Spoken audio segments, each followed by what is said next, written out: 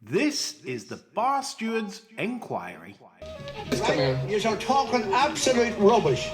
Absolute rubbish. In what way? You were an underachiever in life. I saved your bacon one time. You were gone. You handled that well. I couldn't save you. But you did the right thing. But that's why you don't know anything about racing, John. I didn't say I do. Right? I'm saying that... What have you contributed to racing? You're one of these take-out merchants. Take out all you can. Hello, and a big warm welcome to the Bar Stewards Enquiry Not So Shergar Cup podcast. Yes, no discussion on Ascot whatsoever. The absolute shit show. As Nick pointed out to me today, you can put a reserve in an hour before the off. What good's that to anyone betting in the morning, thinking they've got value, and then all of a sudden you might be the lone pace and they stick another front runner in from the reserve. It's nonsense. It's bullshit. And we won't have it discussed on this podcast. So joining me tonight is my skeleton crew to pilot the ship. It's myself, Jonas Legg, and Nasty Nick Davis. Good evening, chaps. Good evening. Good evening, Lee. Evening, Yes. Will. Yeah. I'm sure you're delighted, chaps, that we won't be discussing the you-know-what this evening. Well, I'm only here because you couldn't get Daryl Carter. We won't let him on, would we? Probably not. No, absolutely not. So, if you're betting there tomorrow, good luck with that. But on this show tonight, we shall be marking your card on the main TV action elsewhere. Just a minute, Lee. If you're betting that tomorrow, grow the fuck up. What? I mean, the thing is, you know what gets me mad with this is that the jockeys that usually come over are usually that tactically inept that it's pointless, isn't it? It's as if like with Racing League and everything, the BHA are shoving everything under punters' noses that they don't want, and making it increasingly difficult for them to make money. They're making it increasingly difficult for you to actually like racing. Yeah. I've seen a Japanese virtual horse racing game, a betting game, and they're hilarious. I'd rather bet on them than Shergar Cup. It's where like they'll have an horse race and then a random like obstacle will appear as you're going clear and it'll bring you down, and it's just like that. Well, let's be fair. When you're looking at entries and you're wondering what early turn I might ride, it's time to jack up, isn't it? It's the audience they want, though. They want people to go in there having a few quid on the tote, this, that, and the other, and just there for the drinking and the fun. Yeah. Matt Johnson's ice cream merchant, they'll all be there. Yes, this bludgeoning levy fund that they're going to get from doing all this. But anyway, I'm pretty certain that I haven't got any figures on this, but levy numbers on bets must be down on this meeting compared to a normal Saturday card on TV. Yeah, I won't entertain it. No more of this rubbish. I mean, Racing League, I could just about take if you don't watch the coverage. If you forget the fact that it's a Racing League. Yeah, just ignore all the team rubbish and the bullshit talked on ITV4. Yeah, it's competitive, isn't it? It's competitive. Yeah. It's good stuff, but I don't want to get involved with some jockey I've never heard of riding some, who knows what they're going to be like. And it's that annoying angle as well, isn't it? You know that they're giving a bloody big bucket of gravy to these sods that's supposed to be team managers. Well, this is it. It's money for nout. Yeah, I mean, because they'd be doing gigs anyway on normal race meets. But I couldn't believe Andrew Baldwin. He's now playing for Scotland. What's all that about? Didn't his auntie know the Queen Mother or something? Something stupid like that, or maybe he's been to Balmoral a couple of times. I don't know, but I mean, it's same as like Brian Ellison, like batting for Wales, isn't it? And the Welsh might understand what he's saying, rather than I mean, put him at Welsh and Mick Winters for a three-way countryside mobile phone conversation. Yeah, that'd be good. where it's breaking up. Wouldn't have to break up, would it? It just sounds broken up. Yeah. Right, we'll get on with it. This is the best round that you like. This is the best bets round 1, 2, and 3 points for those of you that are bothered enough to stay in and watch on Saturday. Nick Davis, I'm coming to you for your first Uno pointer. Uno pointer. I'm going to be a bit ambitious here. I'm going to the 4.15 at Newmarket. I did like Lethal Levi, but the point is he's drawn next to Guiador, and I don't think Guiador is going to lead, and that might set Lethal Levi alight. And as they're drawn next to each other, they might seem to take each other on, and it could be messy in the end. I'm going to go right with the Britannia form, and I want a half-point reverse forecast, Urban Sprawl, Thunderball, who were over the other side, virtually neck and neck. I did just about prefer Thunderball, but it's the jockey bookings that swayed me just to do a reverse forecast to try to get the lot. Both of them will probably like the switch back to 7 furlongs. They'll both be, I think, the prominent ones behind Guiador and Lethal Levi. And I'm going to go for broken, half-a-point reverse forecast, Urban Sprawl, Thunderball. You've got that, mate. It's currently showing at the moment 5s and 11-2, so it should pay quite nicely if remaining at those prices. John? Regular listeners are just about to go, for fuck's sake. And I'm sorry, but the last run compels me to do this. And this is common acclaim in the 3.13 at Redcar. Now, again, regular listeners will know I made a big note on this on debut last year. He's been under the microscope ever since. He disappointed last time out last year at York, then was gelded, made a fair comeback at Beverley, then just never got put in the race at Mussey and hated the track. I think he might have hated being crowded on the inside as well. Then they brought him to Redcar over 10, where he just patently didn't stay, went out like a candle toe out. Then last time, over 7 at York, he was badly outpaced. He looked like being tailed off, to be honest. He was dropping out the back of the telly and was last 3 furlongs out. But he kept on again. He finished 8th of 16, not beaten so far. In their wisdom, the Happy Tim team have put a visor on him to hopefully get him travelling a bit better early on in his race. He's now off 66, £2 lower than last time. This ground should be perfect. It'll just make a nice print, I think. And this isn't a deep field. I'm sorry for tipping him again, but if you can't do some damage here, that's the end of it. You won't hear anymore. I'm going to say, this definitely is your top-end Cliff Horse, isn't it, really? Common acclaim. He's becoming that. I mean, to be fair, I haven't backed him that often this year, but he's annoying, you know? He keeps showing what might happen, and I want to be there when it does. That's the problem. So, common acclaim, that's in the 3.13 at the Lurkle. At Redcar, 12-1 generally available for you, John. That's fair. And I'll make a confession here that the Barsters hotline, like the bat phone and the emails and stuff like and the DMs. This is the most asked about horse of any horse on this show. I get more questions sent to the inbox. What was he thinking of? No. Is John backing common acclaim today? Is John backing common acclaim today? What does John think to common acclaim today? So listeners, there you have it. It's on the show. John's on it, and he's Lurkle. Nice one. Okay, come to my 1 pointer, and it goes at HQ. I thought I'd stick to the telebox action elsewhere to get people half excited. Not that that's possible. It's not possible, is it? Is there anything else on the telly tomorrow? I thought they'd be there excited about the big event.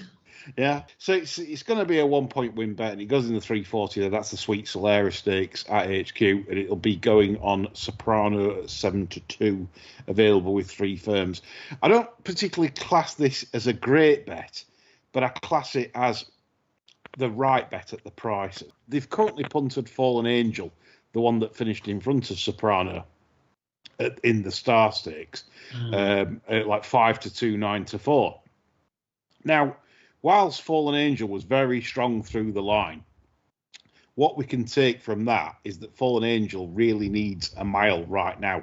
If you look at the distaff side of the pedigree, it's going to get 10, 12 next year. So it was, put it this way, Soprano was travelling all over it and pulled too hard in the start. But a lot of horses can do that at Sandown. That's why I hate it when the Baron sends a newcomer to Sandown, because they're reefing and pulling down that hill. Because if something goes 35, 36 in front, like they're all reefing and pulling because it's downhill. So I hate that, and I just think this back to a sort of. I know it's Newmarket, it's a kit, but it's back to probably what it works on. Soprano, if it settles better, it'll murder these over 7, and that's the proviso. That I'm not saying this is a good bet, because if it pulls again like it did at Sandown, and it could even run flat 16 days off it. It was a hard race, that Star Stakes. But look, at 7-2, it ain't bad. If it had been 2-1, I'd have probably said, nah, 7-2, okay, 1 point win. So that's that round done and dusted. We've only got about 4 meetings to go at the Kip, haven't we now? Yeah. And then we're back on. I mean, this is the thing, folks, right? So we've got that many festivals, and John posed the question rather cleverly in one of his threads on Twitter, asking for questions for the show. And he said, what festivals now are basically not Kips, or are just run on overwatered slop? And you've got to say the only one now is York. Yeah, I think the Derby meeting was. It was, yeah. I keep saying it to Cooper Clark this year. I've said it on numerous sermons that for whatever reason, in past times, he's just like he's gone bananas with Can, but this year he hasn't. And to be honest, it's best year he's ever had, because I think when Rainout fell and we've had like terrible ground, it's rode really well. Sandown on quick. It has. It's been a pleasure to actually bet there for once. So yeah. Did you see the answer today from Ascot? Said the stick readings may be lower due to vertage raining, and that's the answer Stickles gave to me. So what's the point of having stick readings anymore? None. Yeah. They were aware with the stick, because the stick's the only indication that they're pulling our pisses. Or as John says, right, why don't jockeys purchase or trainers purchase sticks themselves? And because Stuart Williams, right, he has his jockeys walking track. So come on, Stuart, friend of the show, why don't you purchase some sticks, and basically get you and take your own going readings, like and then you know where to go, don't you? You know exactly where you want to be. That'd be better than walking the track, wouldn't it? Take 3 readings, middle stands and far side. Yeah, and come on, they run round track anyway to lose a pound or two. So yeah. Why not take the stick with you and do your stuff on the way around? The one after run round track, if they bring the saunas back, they'll have to take the stick in the sauna with them and do something more imaginative with it. Mental image again, John. Oh dear, what goes on? Well, maybe they want the saunas back for another reason, John.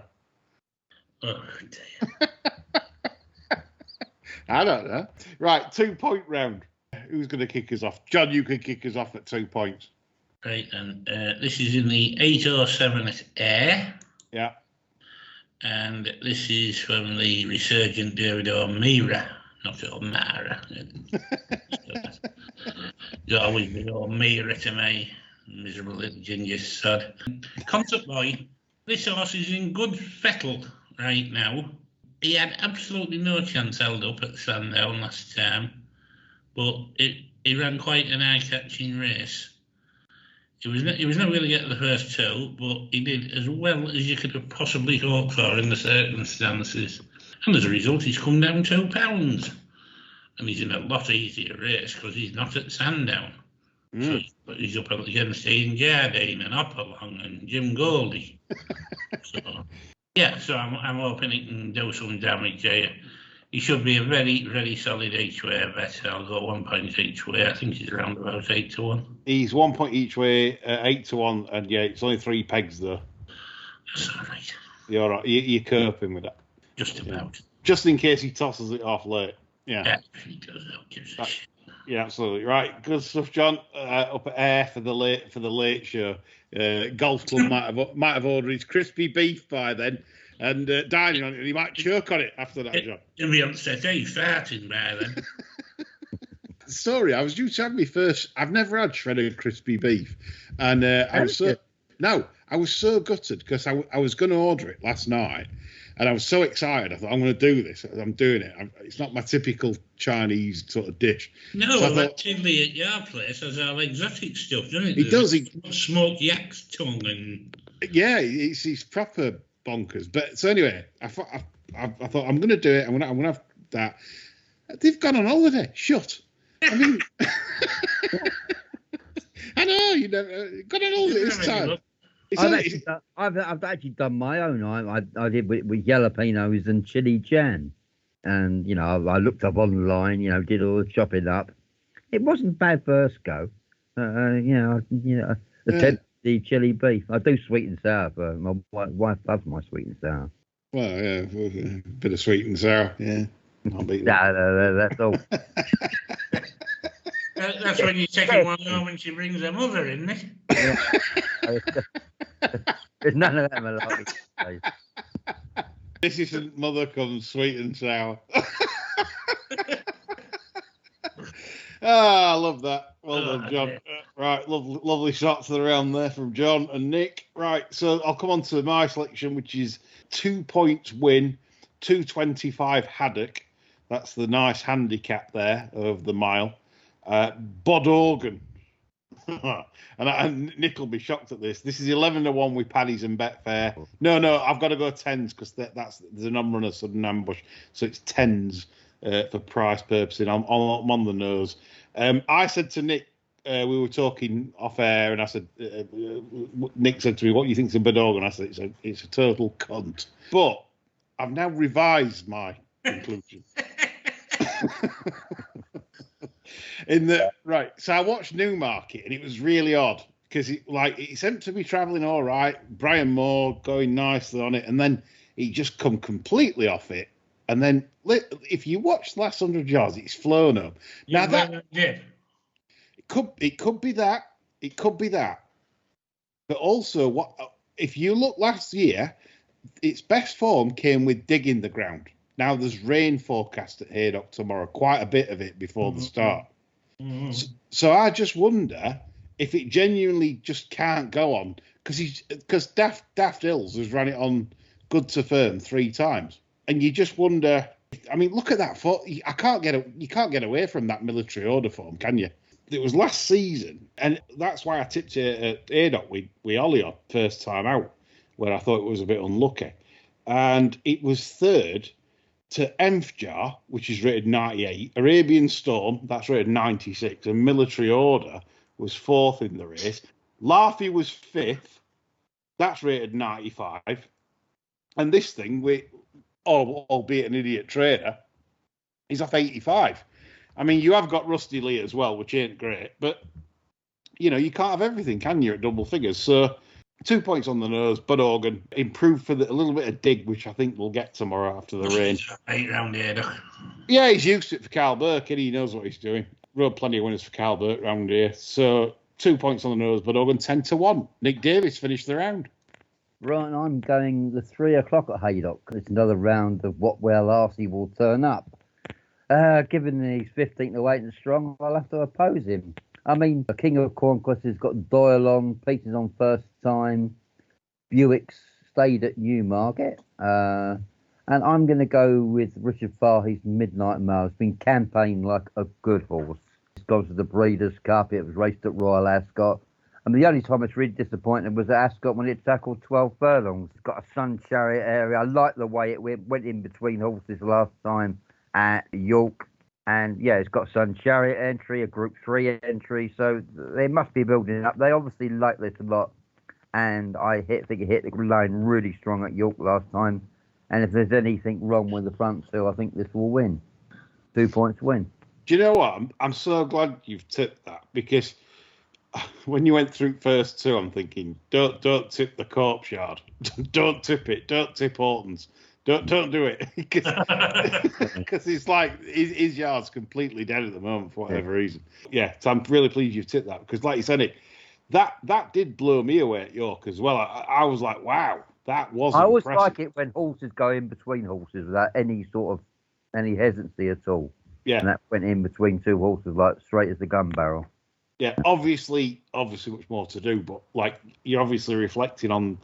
Like Al-Azi, like you say, he's an enigma, to be honest. What you get with him on one day and another is two different things. So, yeah, I like that. I like that as an alternative play. Okay, we'll come on to the big bet round for big boys and girls. I'll kick us off then, and we go to the Curragh, or as Chinese gentlemen used to say when they used to go to casinos, Curragh, please. Curragh. So Curragh tomorrow, and by the way, there is going to be a sort of tailwind again, it's half tailwind if truth be known. Unquestionable is the 3-point big bet. I don't know if I can be cheeky and claim 11-4. I think it's 11-4 in a place.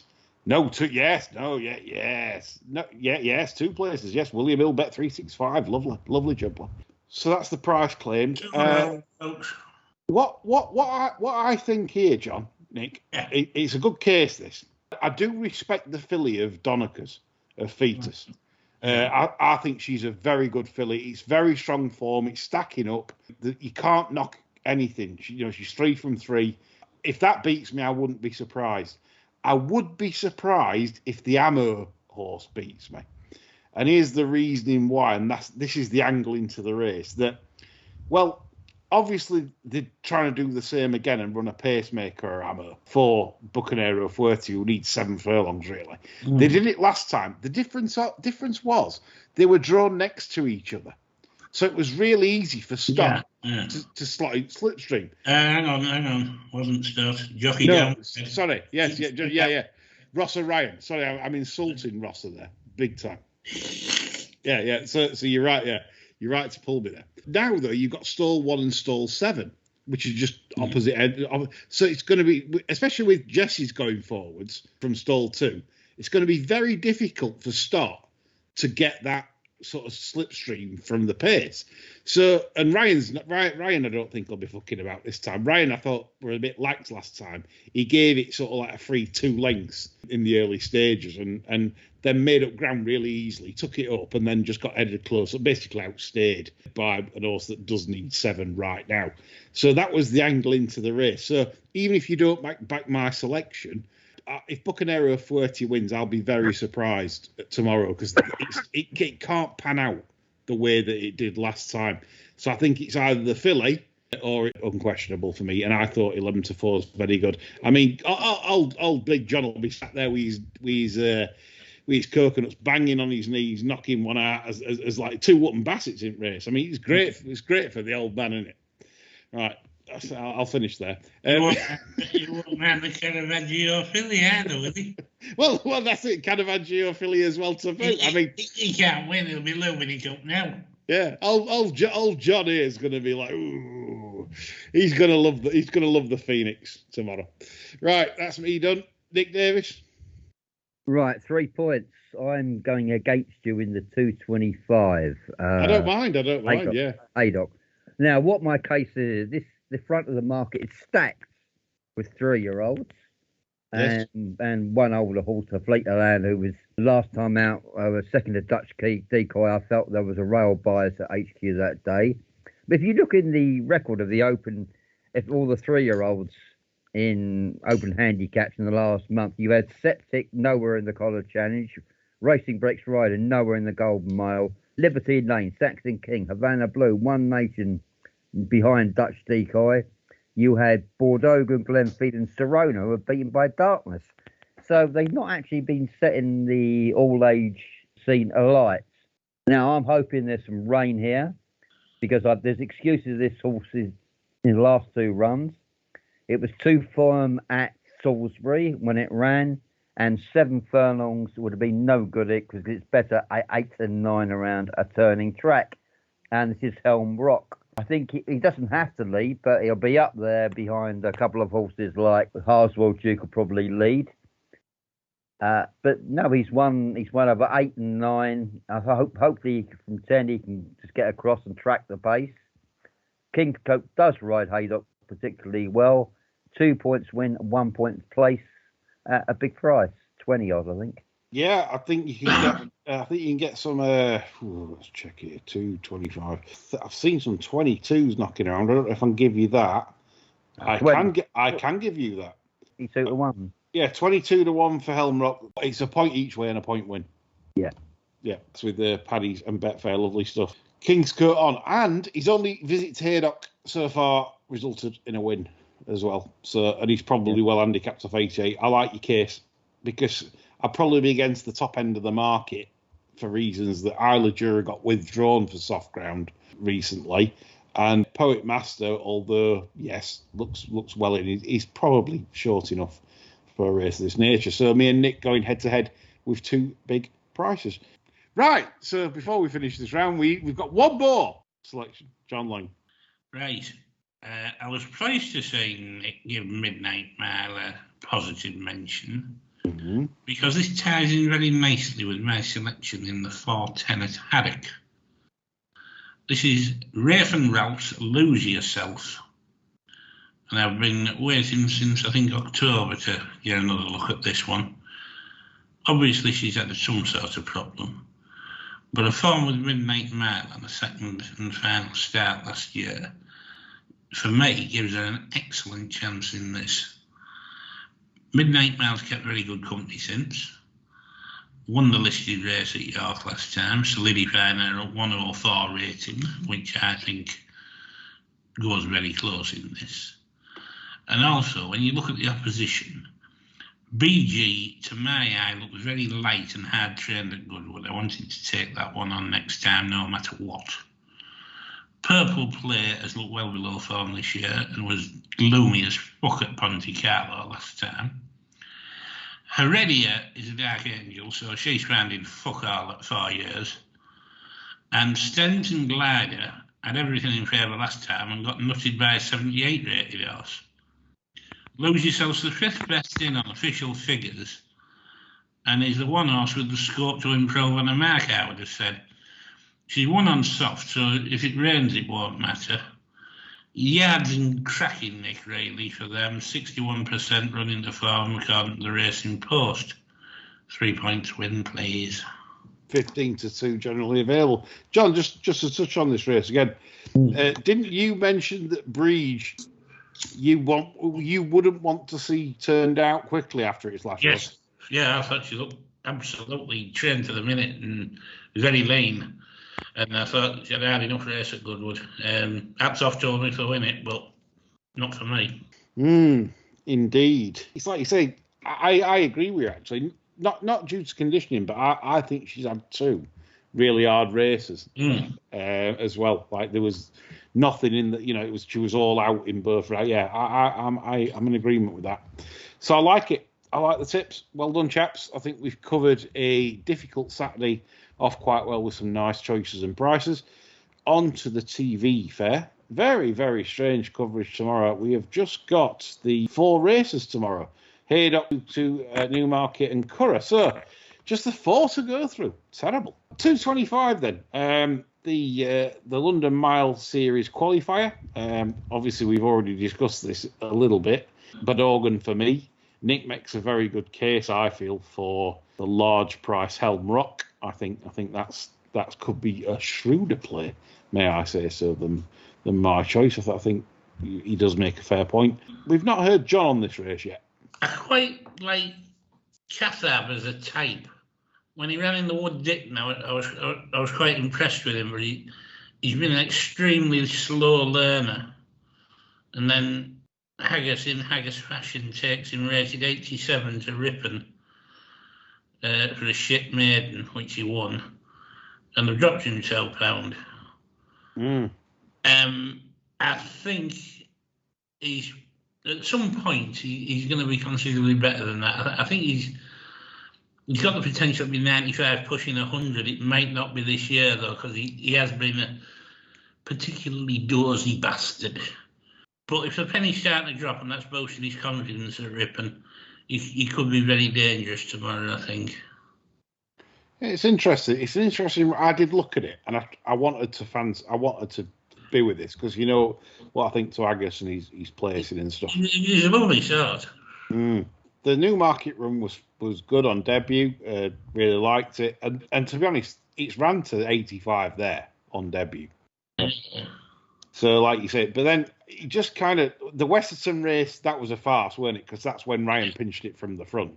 That was a complete farce. The mobs. It's interesting as well because the Mostabshire race, that was when that had a real easy lead as well because everyone went berserk over Mostabshire and said, "Oh, there's a second coming," and then that's been, even though it's in the hundreds, it's been overrated. It's got well stuck last twice. So I know what you're saying with this. I think that I don't think I'd lose on that either. I think I'd make sure I'm finishing level on that on the race. Maybe just a few shekels. Yeah, I mean it was. Well, you'd have expected it to just improve from the wood dip and go and win a maiden and da, wouldn't you? But it's like when you have a kid and it's dead quiet and you should be learning to talk, and you think, it's on the fucking spectrum, this.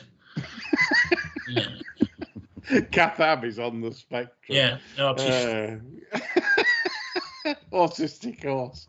You get everyone saying now after this wins, autistic horse has won. Oh dear. Anyway, just talking about Isla Jura, obviously, because we're fond of this horse. Obviously, Yes. It's done Bar Stewards Edge subscribers. It certainly won them plenty at Newbury when it won off 71. As pointed out by Jonas Lang beforehand when he said, this looks a bit well in, this does. Don't forget, I'm Adam Norman. Yeah, yes. I'm being bisectionals as well, so I'm going to add me in. Why not? It would fit like a power triangle. It's a team effort. So anyway, so it were off 71, and we had it right off that night. Then it went up to 83, and then still won like a group once. and now it's up to 97.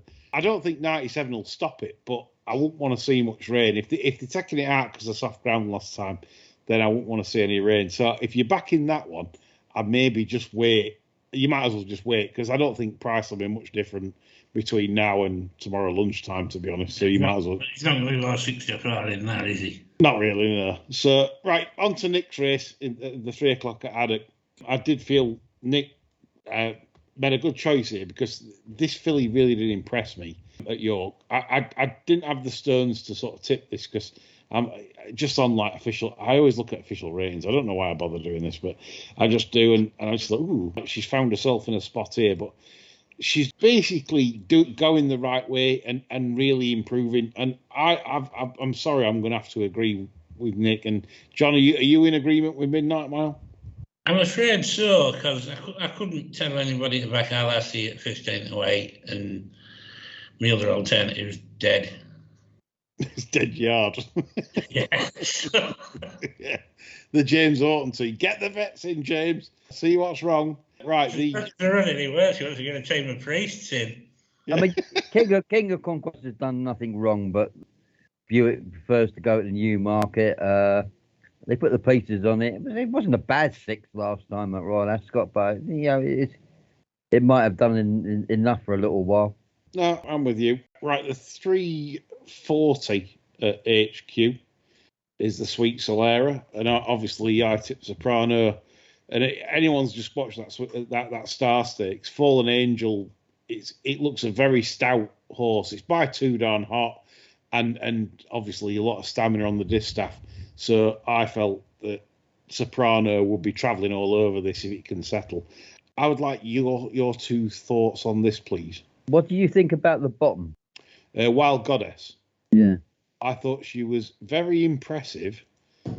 I haven't a clue what that race is worth. Yeah, this is the thing. I mean, this is the type of year that you get the ones that rate, have come through. I think it's sort of the August is a time where you get the end of the Royal Ascot form, and now you're getting into the unknown. You're getting to the ones that have had 1 race or 2 races and can be anything. Add 1 here. That's the other thing. Well, that's it. And you're dealing with a team really. These can improve just out of nothing. I mean, it was well backed on debut. It missed the kick.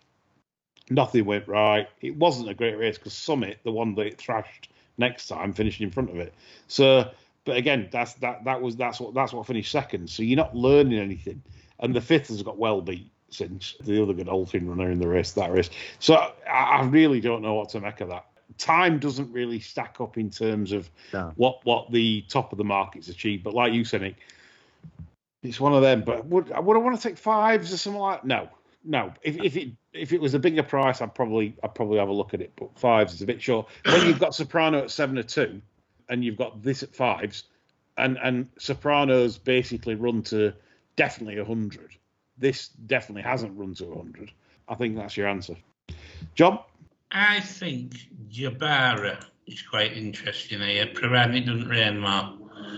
If memory serves, this one ran very free. It was very similar to Carla's Way, actually, in the Albany. They both went into the race with very similar profiles, and they both ruined the chances by being way too free.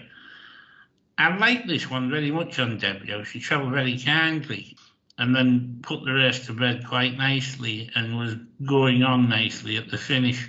The rating tells me 7 ought to suit. They've taken the thick end of 2 months to get her straightened out after the Ascot debacle. I think 9-1's quite interesting. Yeah, there's a little bit of stuff in family that said she could progress. I'm a bit worried about the debut form though. It's not looking great now. It looked all right at the time. Yeah, I mean, there's not one piece of form that's come out from the one that's finished second, third, fourth, fifth. So I'd be a little bit concerned about that. But I know what you're saying. To be fair, Annan's been an arsehole with LaGuardia. He's not the best, is he? That's the thing. He's not the best. Okay, we'll go to the final preview race of this podcast, which is the final fourth televised race tomorrow, which is at the Curragh, which is the Phoenix Stakes. And obviously I've made my case, and I'd like your 2 choices on this, please. John, I'll come to you first. I think it's a tough race, but I think if someone had, I'd be probably going with the unquestionable. I think it's probably the fastest of these. Yes, I think so on the numbers. I do respect the filly a lot. If the filly beats me, I won't be upset. I'll be upset if Ammo beats me. I'll start scratching my head if that happens. I'm not really bothered about the bungle in the jungle. After all the BBC things recently, we don't want another rainbow scandal, do we? Yeah. But with a bit of Rod, Jade and Freddy. Man, when he's on zippy anyway. Well, we know what George was, don't we? Exactly.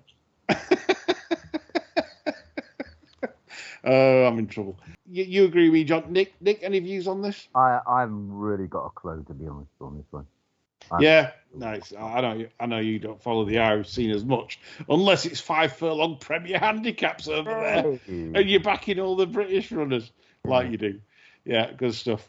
Just as we're recording live, James Orton's just nearly had a winner at Haydock. Might be a sign, Johnny. I think he's just finished second. Jason must have took in a bag of decent fade. Yeah, maybe that's it. Jason's gone round and sorted in the fade out. But that's a good sign for James Orton backers. That actually finished its race off, which I ain't seen a James Orton do. Business for Pickled Park. Yeah, this is it. This could be it. Some touches to be had from James Orton as we speak on the show. Right, any other business, gentlemen? Not really. No. No, John? No, probably best not. No, right. So, if you want more stuff than this, the free shit we give, don't forget to join us on Patreon. It's £7 a month, and you get all our notes and shit and all sorts of stuff. And we're launching a show on Wednesdays soon, 2 Wednesdays a month, and we're going to start off with an EBO sort of anti-purse preview show on Wednesday coming up. All good fun. And if I thought that was on the Tuesday, wasn't it? The e-ball. It is, but this is a wet your whistle. This is like when you walk into an establishment and they have canaps and a glass of champagne. An amuse bouche. Amuse bouche, yeah. So, we might get pop scratches down the barley pool. That's it. That's what we said in McGilly. So it's all very much worth it. And of course, for you more serious bettors, we have Bar Stewards Edge. at a whacking £37 a month, but then you get what we're doing and what we're backing, and we're doing quite well. So that's worth joining also and thinking about if you want to take your betting to the next level.